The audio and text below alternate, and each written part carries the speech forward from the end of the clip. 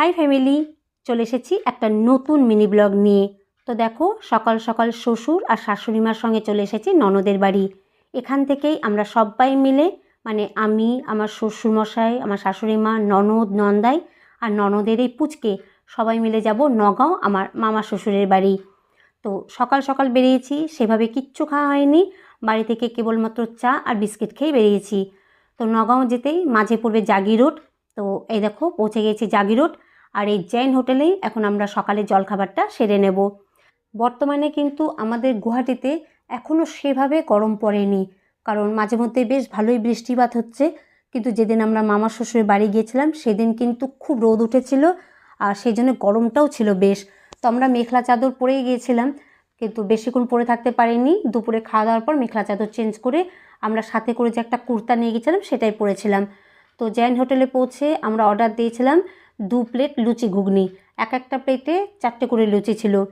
আমরা বেশি কিছু অর্ডার দিইনি, কারণ যেহেতু মামি আমাদের জন্য অনেক কিছু বানিয়ে রেখেছে, তো এখানে 2 প্লেটেই হয়ে গিয়েছে। 1 প্লেট আমার শ্বশুরমশাই আর শাশুড়িমা খেয়েছে, আর 1 প্লেট আমি আর আমার ননদ, আর সাথে ছিল রসগোল্লা আর গরম গরম চা। তো এখানে খাওয়া দাওয়া করে তারপর আবার আমরা রওনা দেব। আর এই দেখো, এখানে আমার ননদ ভাবছিল যে আমি ফটো তুলছি, সেই জন্য পোজ দিয়েছিল। পরে ওকে যখন বলি যে ভিডিও করছি, ও নিজেও হাসতে লাগে। তো এখানে এসে আমি অনেক দিন পর একটু দুধ চা খেলাম, যেহেতু আমার বর নেই, বাধা দেওয়ার কেউ নেই, ও থাকলেও দুধ চা খেতে দেয় না, যেহেতু আমার ডাক্তারের বারণ আছে। তো খাওয়া দাওয়া হয়ে গিয়েছে, আবার গাড়িতে উঠে আমরা যাব নগাঁও।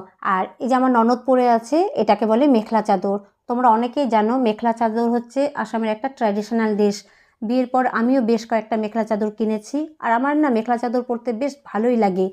তো পৌঁছে গিয়েছি মামার শ্বশুরের বাড়ি, আর আজকে আম্মা খুব খুশি, কারণ একটা কথা সত্যি, মেয়েরা যখন বিয়ের পর তার বাপের বাড়ি যায় তখন একটা আলাদা অনুভূতিই কাজ করে। তো এখানে পৌঁছে আমাদের সবথেকে বড় অতিথিকে দেওয়া হয়েছে সেমাই। টুকলু কিন্তু এর আগে কোনোদিনও সেমাই খায়নি, আজকে খেয়েছে আর ওর বেশ পছন্দ হয়েছে। তো মামার বাড়ি পৌঁছে অনেক গল্পগুজব হয়েছে, আর এখন হচ্ছে লাঞ্চ টাইম। তো দেখো সবাই মিলে খেতে বসে পড়েছে। মামি অনেক কিছুই বানিয়েছে, ভাত, ডাল, মাছের ঝোল, মাছ ভাজা, চিকেন, আর তাছাড়া ছিল মামির হাতের স্পেশাল আচার। মামি কিন্তু খুব ভালো আচার বানায়। আর যেহেতু গরম সেহেতু পোলাওটা বানায়নি। আর এই দেখো, এই হচ্ছে আমার মামা শ্বশুরের মেয়ে সানিয়া। আমার বাড়িতে আসি, মামি না একটা ফিশ ফ্রাই রেসিপি বানায়। তো আমার খেতে সত্যি খুব ভালো লাগে। এবার আমি মামির কাছে জেনে নিয়েছি, ইচ্ছা আছে এই রেসিপিটা একদিন আমি বানাবো। তো যখন বানাবো অবশ্যই তোমাদের সঙ্গে শেয়ার করব।